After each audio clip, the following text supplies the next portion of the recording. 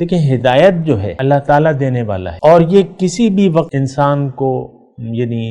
یہ تو اللہ تعالیٰ فیصلہ کرتا ہے کہ کب اس کے سامنے ہدایت پیش کی جائے، اور اللہ تعالیٰ ہدایت اس کے سامنے پیش کرتا ہے ہر انسان کے سامنے۔ باقی تو دیکھیں حساب کتاب آج کے ہم کہ رب کے پاس جب ہم واپس جائیں گے تو پھر وہ حساب کتاب ہوگا، ہر شخص کے ساتھ اپنا الگ حساب ہوگا۔ تو حق جب بھی آپ کے سامنے پیش ہو، خلاصہ کلام یہ ہے کہ جب بھی آپ کے سامنے حق پیش ہو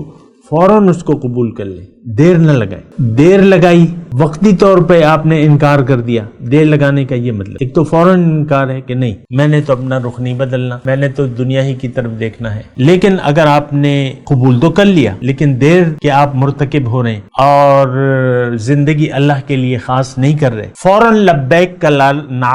نعرہ مستانہ اگر آپ نہیں لگانے کے لیے تیار ہوتے تو اس میں بہت سے خطرات لاحق ہو جاتے ہیں آپ کو، اور پھر دل کا کالا ہونا شروع ہو جاتا ہے، دل پہ زنگ چڑھنا شروع ہو جاتا ہے، اور پھر یہ آپ دیکھیں جب آپ کے سامنے حق پیش ہو گیا، اب جب جو آپ دیر کرتے ہیں قبول نہیں کرتے تو اب آپ اندھیرے کے سفر میں شروع ہو گئے۔ آپ کا جو سفر ہے اب شروع ہو گیا ہے اندھیرے کا۔ آپ نے حق یعنی قبول کرنے میں تأمل کیا، آپ کہتے ہیں نہیں ابھی نہیں، تو پھر اب یہ سفر جو ہے یہ پھر آپ آئے روز جو ہے آپ کا سفر جو ہے اندھیروں میں ہو، دل زنگ آلود ہوتا رہے گا، زنگ چڑھتا رہے گا اس پہ، اور